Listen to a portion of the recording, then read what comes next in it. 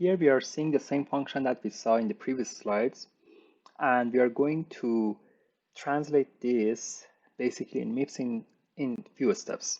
So first, here we have the C or C++ code of it. So what we put in the header usually. You see the return type, and it has two arguments. So for simplicity, we are doing basically the same like arg0 and arg1 to match with our MIPS code. So what you want to basically put in your MIPS code is some comment so that you can look at that and you know how to call this function. So simply you're gonna put that this is the function that I have. It's taking two arguments and it's gonna have the result in v0. So here we are seeing how we can actually call this function. So if you have in your C or C++ code, this line of code, you're passing xp to this function and you're getting the result in some other variable. So what actually is happening is that we are copying x, which is the first argument, in a0. We are copying the second argument, which is p here, in a1.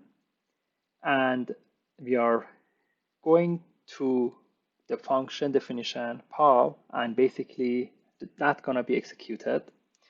But then after you're back from the function, you have your result or the return value, and you will save that into result.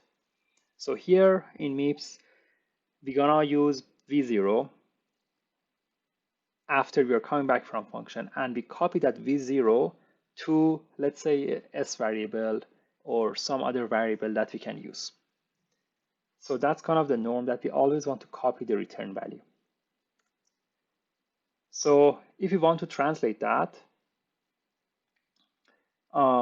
here we have some comment that basically x is, we are using basically s0 for x, and we are using s1 for p. So those are where the values are stored in. And we want the result to be in s2. So that's kind of on some assumptions or some decision that we have made before. So this is like defined. So on C, we have this code. And how do we do that? So let's first put x and p into s0, into a0 and a1. They are already in s0 and s1. That's the assumption. So we are basically doing add a0, s0, s0. Sorry, there is sign 0. So this is gonna basically add s0 with 0 and then save it into a1, a0. And here it's gonna be same thing for s1 and a1. So here instead we could also do a move.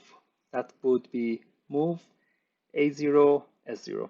That would copy the content of s0 into a0. So here we have now these two variables set, these two are set.